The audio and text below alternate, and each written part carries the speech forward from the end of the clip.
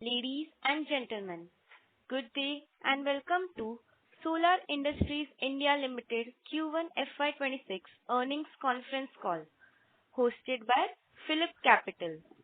As a reminder, all participant lines will be in the listen-only mode, and there will be an opportunity for you to ask questions after the presentation concludes. Should you need assistance during this conference call, please signal an operator by pressing star then 0 on your touchtone phone. Please note that this conference is being recorded. I now hand the conference over to Mr. Dipen Vakil from PhillipCapital. Thank you, and over to you, sir. Thank you, Palak. Good morning, everyone, and on behalf of PhillipCapital, I welcome all the participants for Solar Industries Q1 FY26 conference call. To begin with, first I would like to thank the management for giving us the opportunity to host this call. From the management today, we have Mr. Manish Nuwal, MD and CEO, Mr. Monish Agarwal, Joint CFO, Ms. Shalini Mandana, Joint CFO, and Ms. Achal Kevlani, Senior FM and IRM. So, without much ado, I'll pass on to Achal to take it up. Over to you, ma'am. Good morning and thank you for this. A very good morning, everyone, and welcome to this fiscal first quarter review conference call. My name is Achal, and I would like to welcome you all on behalf of Solar Industries India Ltd. At the onset, let me restate. In this call, we might make projections or other forward-looking statements regarding future events and about future financial statements and performance. Please remember that such statements are only predictions. Actual events or results may differ materially. Our website will be updated with all relevant information from time to time. Now I would request our MD and CEO, Mr. Manish Nuwal, for his opening remarks on the company's performance for this quarter. Over to you, sir. Thank you, Achal. A very good morning to all the esteemed investors. I, Manish Nuwal, welcomes you all to the Solar Industries earnings call for the first quarter ended on 30th June 2025. Solar Group reports resilient operational and financial results for Q1 25-26. We are pleased to announce that we have achieved our highest ever quarterly EBITDA and PAT of rupees 564 crores and rupees 353 crores respectively in this first quarter. The company's turnover stood at rupees 2,154 crores, registering a 28% increase over Q1 of the previous fiscal year. Solar sustained growth momentum on account of robust performance, particularly from international business and defense sector. This performance could have been even better had the early monsoon not affected the domestic explosive markets. This quarter, our international business recorded a 43% year-on-year growth, and in terms of quarter number, it stands at 826 crores, recording the highest quarterly sales. This performance was driven by strategic manufacturing facilities in 9 countries and our global distribution network across 90 countries. We are pleased to report that our defense revenue has also reached to rupees 418 crores in this quarter, reflecting a robust 115% year-on-year growth.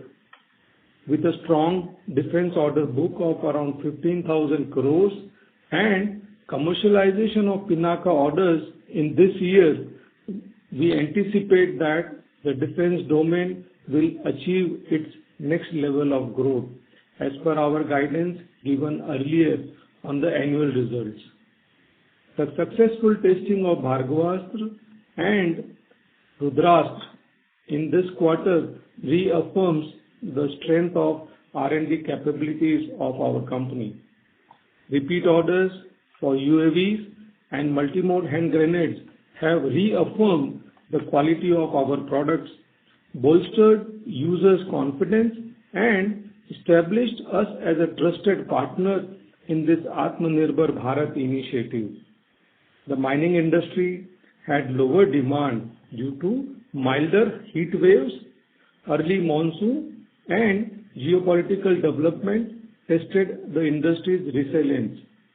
However, we remain optimistic about the growth in mining and housing and infrastructure sectors in the upcoming quarters as the domestic cycle revives post-monsoon. With a proven global footprint and deep integration into commercial explosives, Solar is now strategically positioning itself as a global supply chain partner in the defense sector, unlocking new opportunities and enhancing the long values for the stakeholders. Backed by the 30 years of expertise, we have built a robust portfolio of high-impact solutions across mining, infrastructure, defense, and space.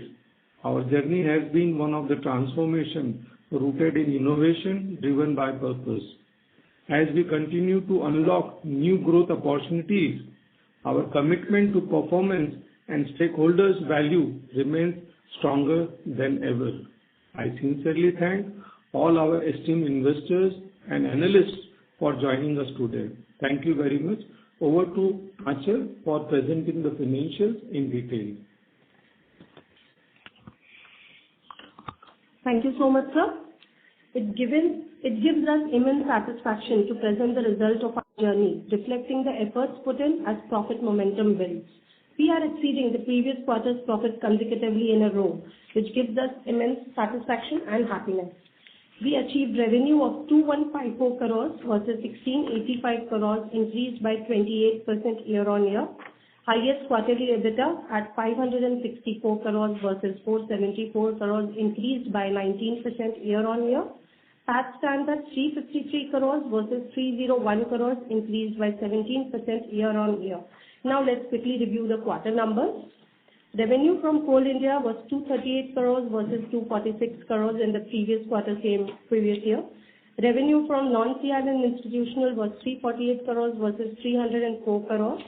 Revenue from HNI, that's housing and infra, was 312 crores versus 353 crores. International revenue was 826 crores versus 579 crores, registering highest quarterly revenue with a growth of 43%. Defense revenue was 418 crores versus 194 crores in the same quarter previous year, registering growth of 115%. Coming to the cost breakup, raw material consumption cost was 50.80% as a percentage of sales versus 51.65%. Employee cost was at 8.53% versus 7.78% as a percentage of sales. Other expense cost was approximately 15.85% versus 13.90% as a percentage of sales. The interest cost was 1.27% versus 1.63%, and the depreciation cost was approximately 2.6% versus 2.37% as a percentage of sales. We reported PBT at 481 crores versus 408 crores. We already have our presentations updated on the website. Now we would be happy to take any questions, comments, or suggestions that you may have. Over to you. Thank you very much. We will now begin the question and answer session.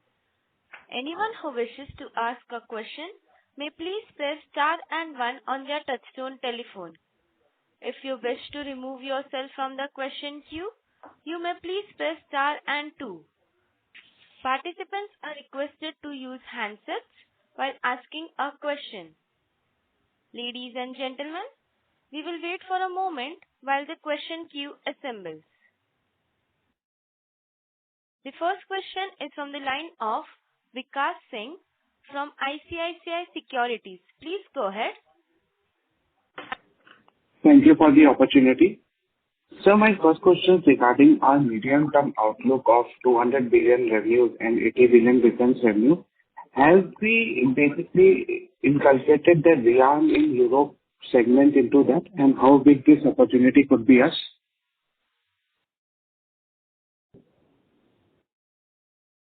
Can you repeat your questions again because... Am I audible properly? Yes, Yeah, sir. yeah, you're audible. Yeah. So, sir, regarding our medium-term 4 to 5 year outlook of 200 billion revenues and a defense revenue of 80 billion, is this also includes the opportunities which we are hearing in the Europe regarding the rearm Europe by 2030? Have we built in anything on that account as well? And if that, then how much? So in the last annual result call, we have shared our plans at what we are going to achieve in this financial year, and what we are likely to achieve in next 4 to 5 years. So we stand by that, and you can refer to those numbers. Okay, sir. Sir, regarding this news regarding 2,000 crore UAV male drone orders, I just wanted to understand where we place in that segment now. Opportunity size for us could be? Yeah, this can be a big opportunity for the defense market. And as far as this program is concerned, plenty of companies will be participating. And we are also one of those companies who are interested to participate in this program. Okay, sir. And sir, lastly, on 155 shell, if you could give us our standing on there and So this is regarding, I think, 155 shell. So as far as this product is concerned, we have the facilities to make these products. We have already started working on that, and very soon we will start the commercial production of this product. So just a clarification on the defense targeted revenue of 80 billion over the next 4 to 5 years. We have added this 155 shell in that segment, right? So what I said that next 4-5 years numbers which you are trying to ask, you can refer to my last quarterly Concall numbers, and that is good enough for the guidance as far as the long-term trajectory of our company is concerned. Noted, sir. That's all from my side. I'll join the queue if I have further questions. Thank you. Thank you, sir. Ladies and gentlemen, in order to ensure that the management is able to address questions from all participants in the conference, please limit your question to 2 per participant. The next question is from the line of Amit Dixit from Goldman Sachs. Please go ahead. Yeah, hi. Good morning, everyone, and thanks for the opportunity. At the outset, congratulations for a good set of numbers, sir. Pretty good and solid start to the year.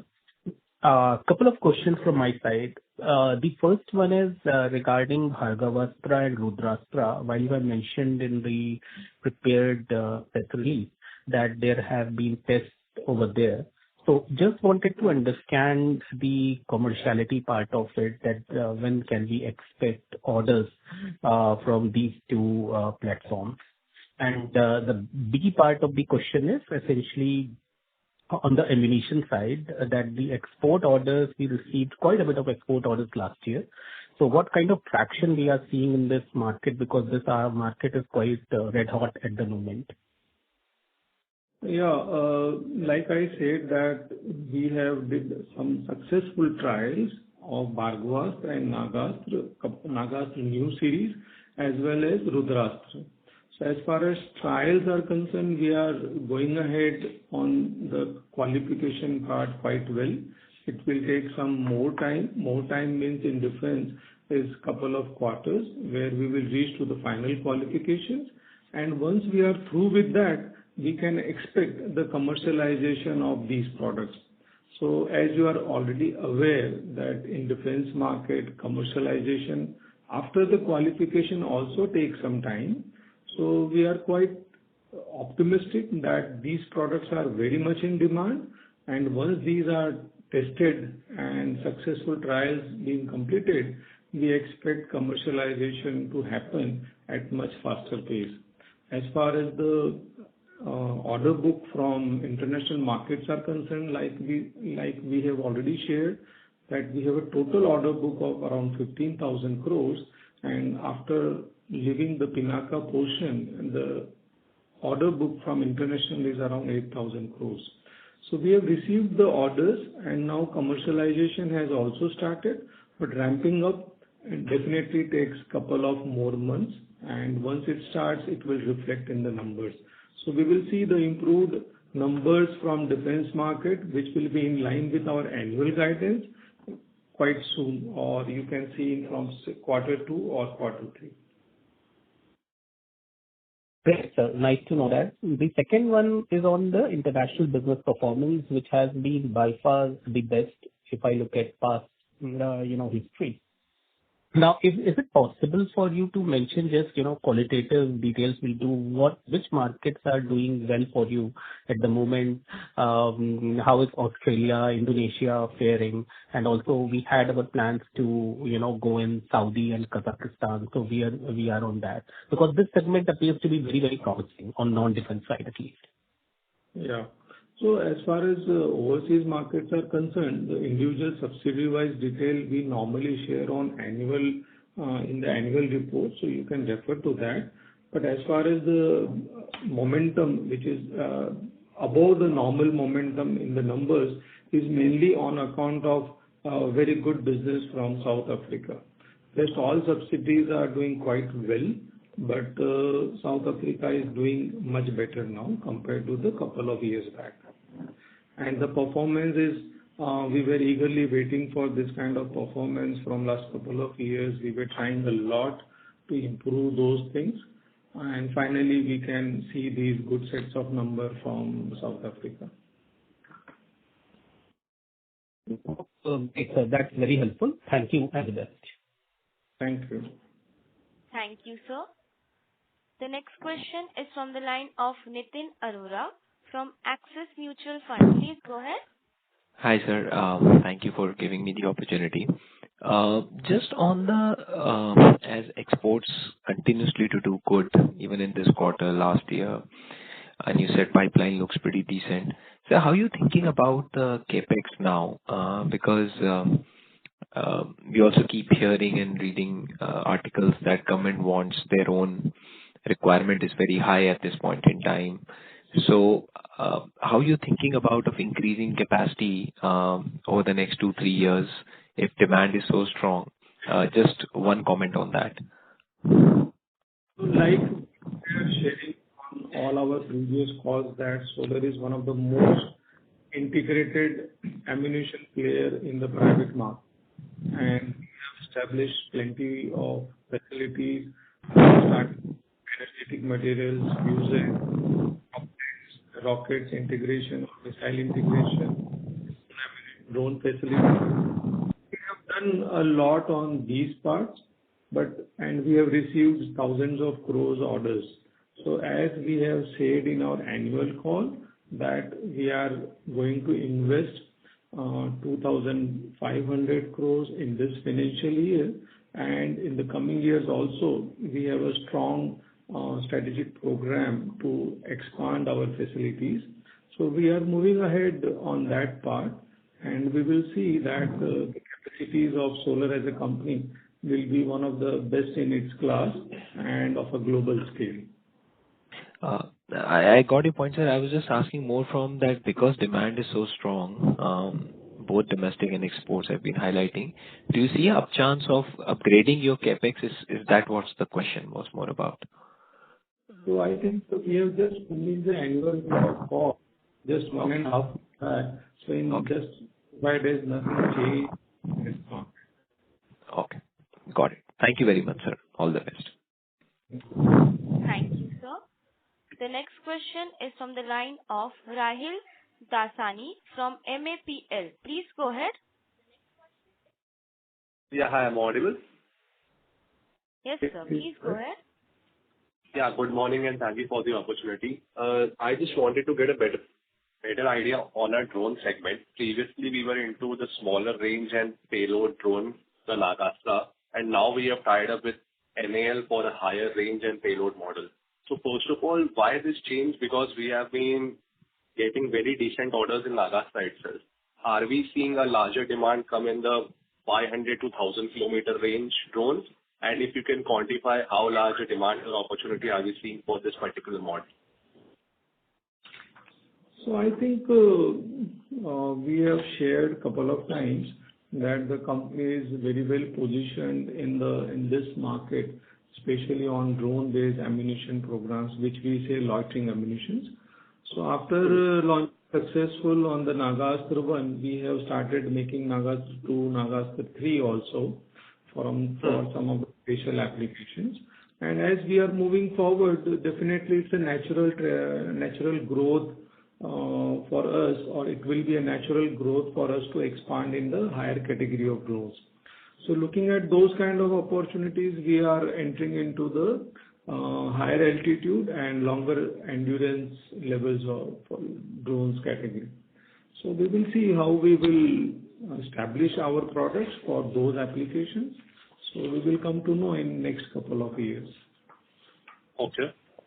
And being in service with our Nagastra 1 since so long, and since we have been in close connect with the government for all our orders, what sort of a visibility or opportunity are we seeing for this particular, if you can quantify that? It will be very difficult for us to quantify this opportunity. We have to wait for the real opportunity or the real potential of this segment to unlock. Understood. Okay. And sir, we have been seeing a lot of drone demand, especially post-operations Sindoor. There has been an emergency procurement ongoing. How worried should we be about this demand sustaining, as we have seen in the past that during emergency procurement, lots of demand comes in the short term, but then the demand dies in the next 1 to 2 years? It's difficult for me to comment on this question.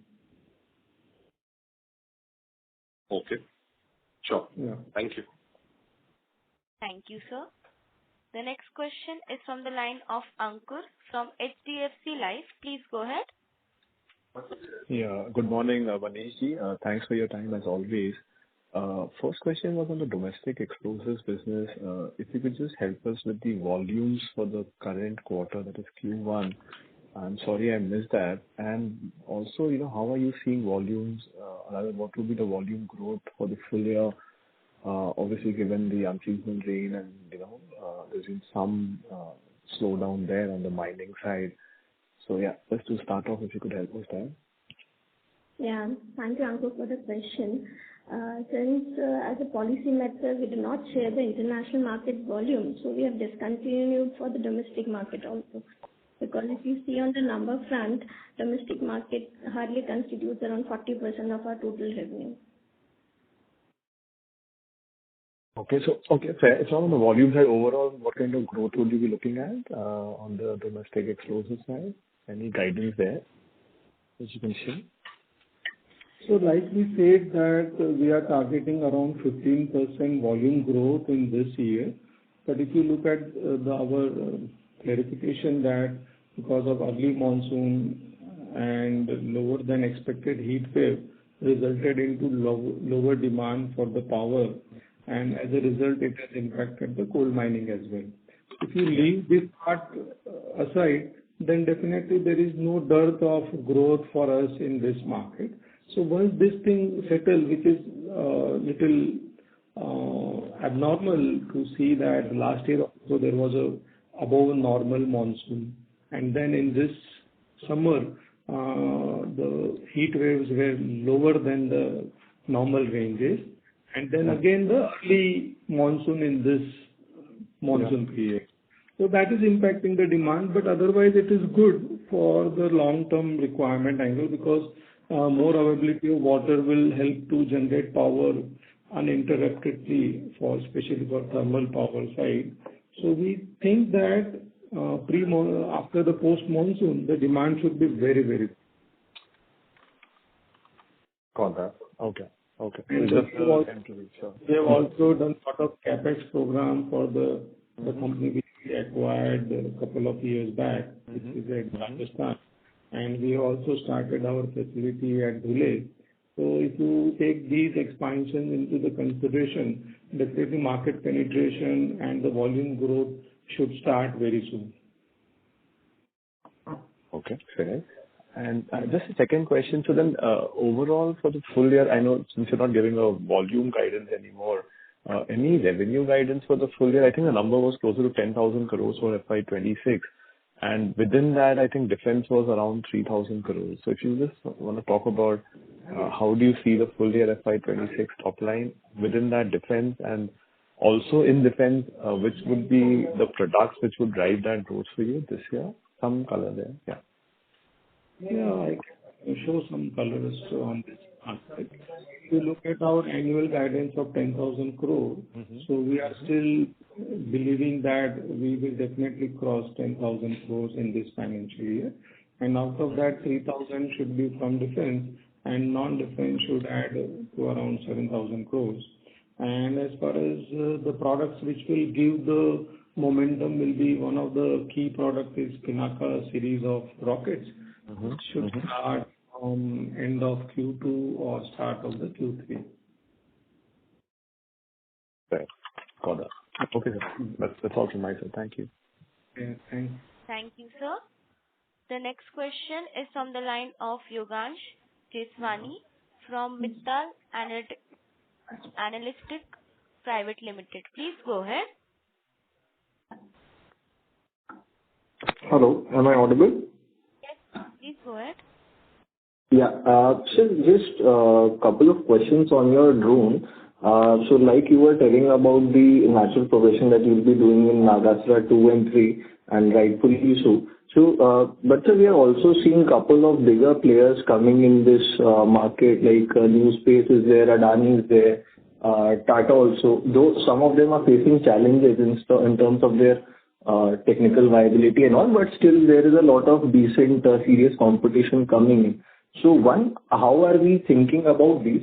And secondly, sir, we did some work and we realized that you have got good score in terms of your technical capabilities in this.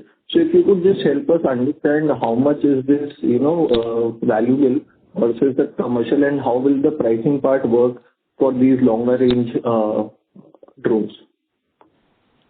So as far as the potential of these products are concerned, like I said, we are still in the development stage. We are looking at this higher category of drones as a part of our strategy. So once our products are developed or qualified, definitely we will see how to place our commercial part to take the orders of the total opportunity. As far as other players' challenges are concerned, I cannot comment on that. So we have to wait for the AON, which has been considered in the last week, that the country wants so much of higher category of drones. So we will see how it unfolds, but our company is definitely trying to enter into this league of higher category of drones, and we are confident that we will have certain challenges to reach to that level. But as we have demonstrated in the past, that we are one of a company which definitely achieve what we try to promise. So we need to wait for some period to give more light on these programs. Right. And so on the cost side, will we be relatively cheaper compared to the existing foreign drones like Riley 1 and the other one? So I think we have not still reached to that stage where I can comment on the commercial part. But like you have seen that in Nagastra also, there were a couple of people participated, but our products were qualified and from technical side, and then we were the lowest bidder as well. So I think we have a fairly strong chances to enter in this and take orders, but we need to wait. Got it, sir. And sir, one more question from my end. So, if you could broadly help us understand what are your internal timelines in terms of the design and development of this entire project, and especially given the fact that compared to our peers, we are even trying to make the engine in-house. So, what is the readiness of the team? At what stage are we in? How confident are we? If you could just broadly help us, understand all of those aspects, it will be really helpful. Yeah, that's fair question, but we will share all these details at an appropriate time, so you need to wait for that. Fair enough, sir. Thank you, sir. I'll get back in the queue, and best of luck. Thank you. Thank you, sir. Ladies and gentlemen, in order to ensure that the management is able to address questions from all participants in the conference, please limit your question to one per participant. The next question is from the line of Abhishek Mehra from DAM Capital Advisors Limited. Please go ahead. Yeah. Hi. Thank you for the opportunity. So I had a question on the order book position, like in terms of if I only see the historical quarterly defense order book position, it usually increases post Q1. So Q1 inflows historically remain lower. So is that reading correct? Can you repeat your question? I think this question is very irrelevant for us to answer because as and when we received orders, we shared with all the investors. There is no trend of defense market in the history of, say, if you take 2 years back, there were no orders, not much orders. In the last year, we have collected so many of orders. You can expect the particular trajectory of getting orders on every quarter basis. Okay, so fine. And so secondly, just wanted to have an understanding on the defense tendering part. Are there any sharing of orders between L1 and the other bidders, let's say L2, where they would be matching the price of L1 and the orders are getting shared there? Does that happen generally? I think every tender have its own terms and based on the requirement of the end users. And normally sometimes it is 60-40, sometimes it is 70-30, sometimes it is L1 gets the whole order. So it varies from each tender to tender. Okay, sir. Okay, fine. Yeah. Thank you, sir. Thank you, sir. The next question is from the line of Chirag from Centrum Broking. Please go ahead. Yeah, hi. Thank you. Sir, question is on the overseas markets. So what kind of revenue outlook we have in overseas markets since Q1 has seen very strong scale up, and whether Kazakhstan and Saudi Arabia plants will start commercial production this year? Yeah, we are trying to start our Kazakhstan plant in this financial year. Hopefully, by October we should start the plant. And as far as revenue potential from this international business is concerned, we are doing at around 37-38% of our total revenue of the company. Say in this year, if we have given a guidance of around 10,000 crores, so we are expecting around 4,000 crores from international market, 3,500 to 4,000 crores. Okay, sir. Thank you. That's helpful. Thank you. Thank you. Thank you, sir. The next question is from the line of Bharat Shah from Ask Investment Managers Limited. Please go ahead. Yeah, hi Manish. Yet again, a very creditable performance. Just one thing, I noticed on the the application of hyperinflationary accounting standard. Therefore, there is a loss recognized in the first quarter of 17.5 crore, and there is an income recognized for the last year transferred to the reserve of 9 odd crores. So either Shalini or Anchal, just wanted to understand, is this going to be a recurring feature? Every quarter this will be stated and taken into account, isn't it? Yes, sir. Shalini here. So we have hyperinflationary account in Turkey. So currently the figures are around 18 crores, which affected our P&L for this quarter, and 9 crores in reserves. So this is as per the accounting standard and non-cash items, so it will be accounted. And so every quarter this will be done, right? Wherever it applies, whichever geography it applies. Yes. And this quarter, if you see, we had, due to the uncertain economic uncertainties across the globe, we operate in various currencies.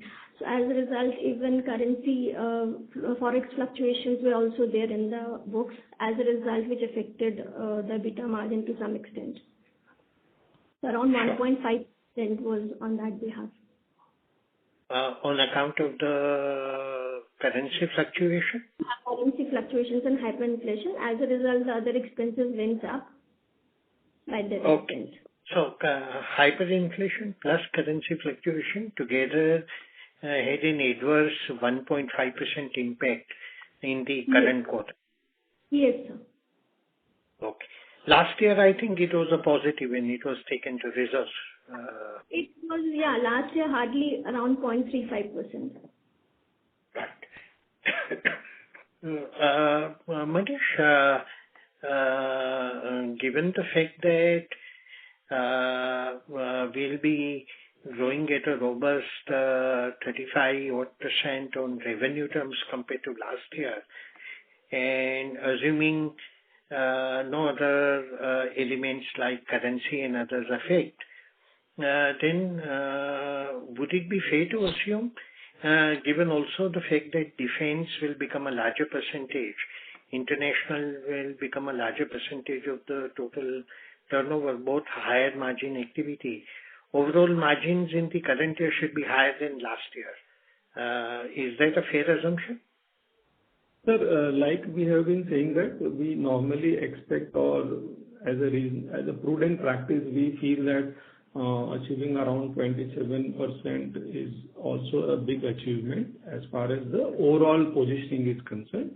So in this year, like you said, or we have said in the last call also, that we are targeting 10,000 crore in this financial year, and out of that 3,000 will be, approx 3,000 will be from defense, which means that definitely there is a big jump in the defense, which is a high value added product.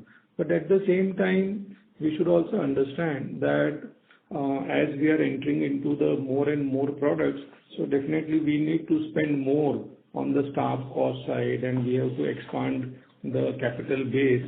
So during certain period, you will see that staff cost has gone up, some other expenses has gone up, depreciation gone up.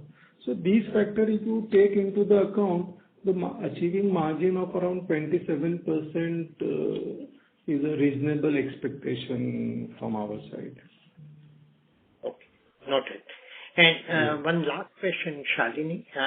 What is the gross debt and net cash position as of the day?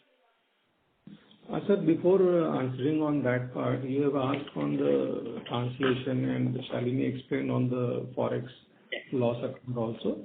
So since we are operating in many countries and many currencies are there, so foreign exchange loss is now part of our business. But in this quarter, it was little above that normal bandwidth. So around 0.8 to 1% we lost because additional loss because of that. And if you look at the staff cost also, there was increase of around 0.7% in the percentage. If you take both and add into the current EBITDA, so we are still at a higher trajectory of EBITDA margin side, sir. And now she will explain on the debt part. Yes. No, Manish, I did see that, and that's entirely correct. Manpower cost has gone up. Obviously, investment in assets has resulted in depreciation going up. And these hyperinflation accounting impact also came in. Forex impact I didn't know, so that is an additional factor. So that's completely understood. Thank you. Thank you, sir. Yeah, and as for the cash position, so as on 31st March 2025, we were 100 crores plus net of cash position, and currently we are at 50 crores cash position positive. Net cash position. Net cash position, correct. Okay. All right. Thank you. Thank you. Thank you, sir. The next question is from the line of Pratik Mukasdar from RNL Wealth. Please go ahead. Yeah, congratulations on a solid set. My questions got answered in the previous questions, so thank you. Okay. Thank you, sir. As there are no further questions from the participants, I now hand the conference over to management for closing comments. I extend heartfelt gratitude to all the participants for their time. Thank you so much. Thank you, ma'am. On behalf of Phillip Capital, that concludes this conference call. Thank you for joining us, and you may now disconnect your lines.